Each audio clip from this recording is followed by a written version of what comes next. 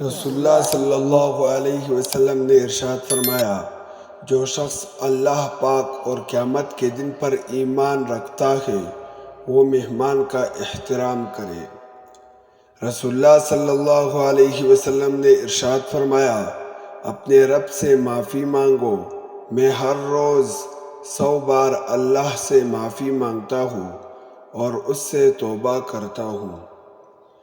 رسول اللہ صلی اللہ علیہ وسلم نے ارشاد فرمایا، مومن کی بدبختی اور رسوائی کے لیے اتنا ہی کافی ہے کہ وہ مؤذن کو نماز کے لیے اقامت کہتے ہوئے سنے پھر بھی اس سے جواب نہ دے، یعنی نماز میں حاضر نہ ہو۔ رسول اللہ صلی اللہ علیہ وسلم نے ارشاد فرمایا، گناہ کبیرہ یہ ہے اللہ کے ساتھ شرک کرنا، والدین کی نافرمانی کرنا، کسی کی ناحق جان لینا اور جان بوجھ کر جھوٹی قسم کھانا۔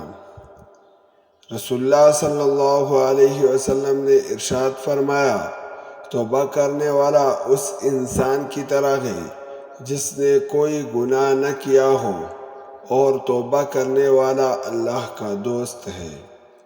رسول اللہ صلی اللہ علیہ وسلم نے ارشاد فرمایا، اللہ تعالیٰ فرماتے ہیں، میرے بندو، تم سب کے سب گمراہ ہو سوائے اس کے جس سے ہدایت دے دوں، اس لیے مجھ سے ہدایت مانگو، میں تمہیں ہدایت دوں گا۔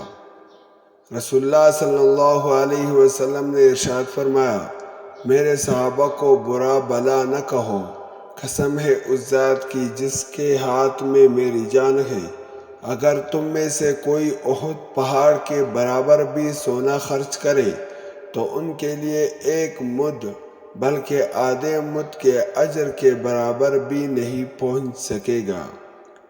رسول اللہ صلی اللہ علیہ وسلم نے ارشاد فرمایا، جو شخص رات کو جاگے اور اپنی بیوی کو بھی جگائے پھر وہ دونوں 2 رکعتیں پڑھے تو ان کا شمار ذاکرین و ذاکرات میں ہوتا ہے جو اللہ کو بہت زیادہ یاد کرنے والے ہوتے ہیں۔